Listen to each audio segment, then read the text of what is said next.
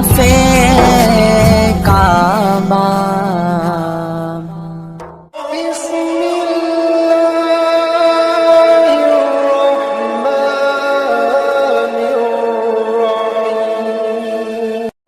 رسول کریم صلی اللہ علیہ وسلم نے ارشاد فرمایا، اگر تم میں سے کسی شخص کے دروازے کے سامنے سے نہر گزرتی ہو اور وہ دن میں 5 مرتبہ وہاں سے غسل کرتا ہو، صحابہ مجھے بتاؤ اس کے بدن پہ کوئی میل کچیل رہے گا؟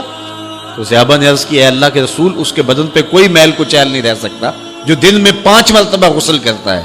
فرمایا یہ 5 نمازوں کی مثال ہے، جو 5 نمازیں پڑھتا ہے اس کے بدن پہ گناہوں کا میل نہیں رہتا ہے، اللہ اسے ستھرا کر دیتا ہے، اسے پاک کر دیتا ہے۔ ایک نماز سے لے کر دوسری نماز کا وقت، درمیان میں جتنا وقت ہے اس کے جتنے گناہ ہیں، دوسری نماز ان گناہوں کا کفارہ ہے۔ حضرت سلمان فارسی اور حضرت ابو عثمان سفر پہ جا رہے تھے، پت جھڑ کا موسم تھا، ایک درخت آیا جس کے پتے زرد ہو گئے تھے، تو حضرت سلمان فارسی نے شاخ پکڑی اور جھٹکا دیا، سارے پتے گر گئے۔ تو کہا، ابو عثمان تو نے مجھے پوچھا نہیں کہ یہ میں نے کیوں کیا ہے؟ حضرت ابو عثمان نے کہا، میں نے نہیں پوچھا، آپ بتائیں آپ نے ایسا کیوں کیا ہے؟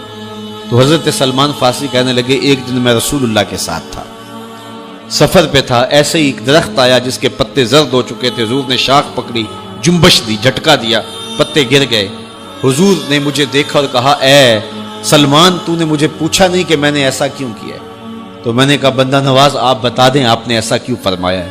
فرمایا، سلمان جس طرح میں نے اس شاخ کو جنبش دی اور اس پر کوئی بھی پتہ نہیں رہا، سارے گر گئے، جب بندہ نماز کے لیے کھڑا ہو جاتا ہے بدن کے سارے گناہ جڑ جاتے ہیں۔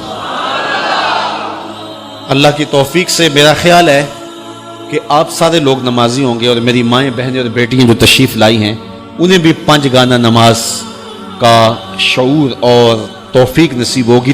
آج ہم یہاں سے عزم کر کے جانا ہے کہ ہمارے خاندان میں، ہمارے رشتہ داروں میں، ہماری اولادوں میں اگر بدقسمتی سے کوئی بے نمازی ہے تو آج عزم کر کے جائیں کہ وہ بے نمازی نہ رہے، اتنے زور سے تبلیغ کریں گے کہ وہ نماز پڑھنے پہ مجبور ہو جائیں۔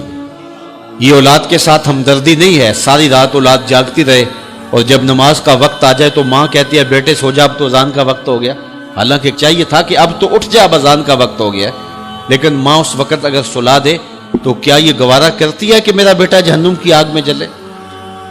ماں اپنی اولاد کو جگائے، اس سے ہمدردی یہ نہیں ہے کہ اب اس کو سونے دے، بیچارہ ساری رات جاگتا رہے۔ ساری رات جاگنے کا اسے حکم کس نے دیا تھا؟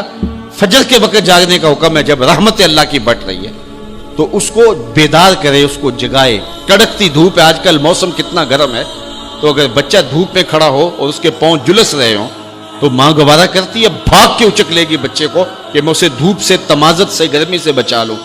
تو کیا حشر کی کڑکتی دھوپ میں بیٹا پسینے میں شرابور ہو اور وہ پسینہ آگ سے بھی زیادہ گرم ہو تو کوئی ماں یہ گوارا کرتی ہے؟ یقیناً نہیں کرتی۔ تو نہیں کرتی تو اس کو اپنی اولاد کو 5 گانا نماز کا خوگر بنانا ہوگا۔ نماز کی توفیق اللہ سے مانگو۔ آج کے اس اجتماع میں یہی پیغام ہے اور یہی دعوت ہے اور یہی قرآن مجید کی تعلیمات کا خلاصہ ہے۔ 1 بار نہیں، 2 بار نہیں، 10 بار نہیں، 20 بار نہیں، 100 بار نہیں، قرآن و حدیث کے اندر 750 مرتبہ نماز کا حکم آیا ہے۔ آپ ذرا غور کیجئے، 1 مرتبہ کہہ دینا کیا کافی نہیں ہے؟ لیکن 750 مرتبہ تمہارے کریم رب نے تمہیں بار بار کہا ہے، تمہارے کریم رسول نے تمہیں بار بار کہا ہے کہ نماز پڑھو۔ تو اگر ہم اتنی بار سننے کے بعد بھی نماز نہیں پڑھیں گے تو پھر ہم کہاں کھڑے ہوں گے؟ اور دوسری بات ہے کہ اتنی تاکید کی گئی ہے، اتنی تاکید کی گئی ہے، تو یہ کتنا بڑا جرم تھا نماز کا ترک کرنا کہ بار بار کہا گیا ہے۔ جب آگے سامنے آگ جل رہی ہو اور کوئی دوڑ کے چھلانگ لگانا چاہ رہا ہو تو پھر ماں کی ممتا اتنی ہوتی ہے کہ اس کو 100 بار بھی روکنا پڑے تو بچے کو روکتی ہے، اس لیے وہ جانتی ہے کہ آگے آگ ہے، اور اگر میں اس کو نہ روک پائی تو سیدھا آگ میں چھلانگ لگائے گا۔ اللہ ماں سے بھی زیادہ پیار کرتا ہے، رسول اللہ ماں سے بھی زیادہ پیار کرتے ہیں، اس لیے 1 بار نہیں، 2 بار نہیں، 10 بار نہیں، 100 بار نہیں، 750 مرتبہ کہا کہ تمہاری نماز نہیں چھوٹنی چاہیے۔ تو سونے سے قبل 5 انگلیاں بھی گن لو اور 5 نمازیں بھی گن لو۔ یہ عنوان تشنا رہ گیا کیونکہ وقت کے دامن میں اتنی گنجائش نہیں ہے، تو میں جو کہا گیا مجھے امید ہے کہ یقیناً یہ آپ کی روحوں تک اترا ہوگا، اور اگر بدقسمتی سے کوئی بے نمازی ہے تو آج کے بعد بے نمازی نہیں رہے گا۔